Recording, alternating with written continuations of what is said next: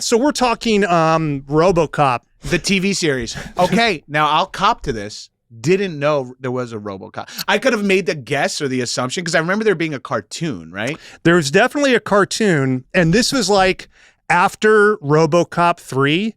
So it's like it's into the 90s. Yeah, okay. So the bloom on the Robocop rose had on the Rozocop. On the Rozocop had long since withered. Yeah. Because I don't even think like Robocop 3 was like in my lexicon as a kid. I think I even blew it off. Like I wasn't even excited about it. It was a disaster. I mean, I think it made Orion, the production company that owned it and ultimately sold this off to this Canadian company. Yeah. They were going to do a Robocop 4. And since Robocop 3 was such a piece of shit and a kind of a disaster, didn't have Peter Weller did not return for Robocop 3.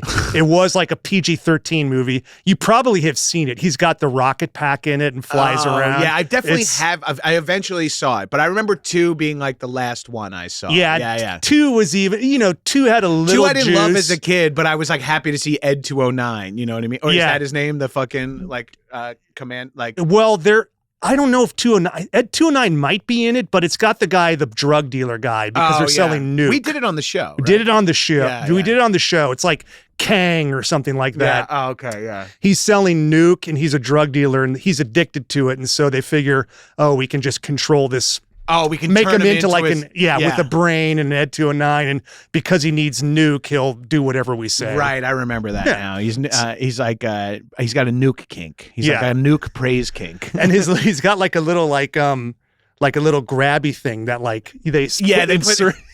It's very sexual and like and like speaking of Mando and Grogu, fun moment with the Phil Tippett like Harryhausen robots where it pulls out like a little hand to throw a grenade, even though it's got huge arms here. So like good. Little hand that just whips a tiny little They grenade. would never do that with CG. Nah, I wanted to pull up I had to just kind of pull up and cheat and look at my phone on a few of these things.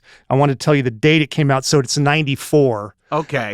So it's you had moved on with your life. I would probably think it was boring then. You know what I mean? Like, although I will say, I did not. I was like impressed with the sort of world building of this show. I thought it really took what's it called? Not Deport City. Delta City? Delta City. It really took what Delta City and what was going on with like the corporatization.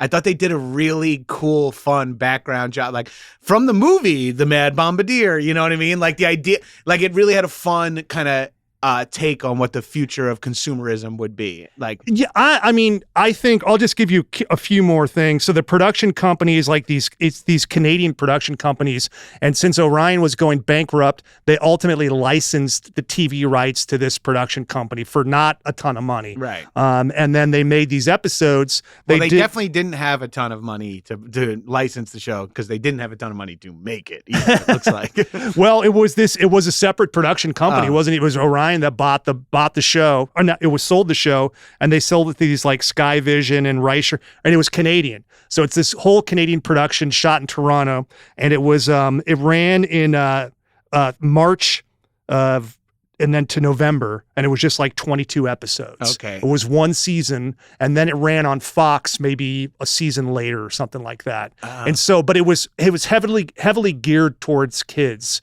and we might not have seen that in the episode that we watched. Because it was like there's a whole character called Gadget that's a little kid in we the saw him in episode. the credits, but we don't get him in this episode. Her. Yeah. Right. And so it was like, and even like they were kind of heading back to kids with RoboCop 3 and the cartoon and all. Yeah. It's this weird thing to where like our generation just found RoboCop and fell in love with it, even though it was a very adult movie. Right. And then they go like, I got the idea.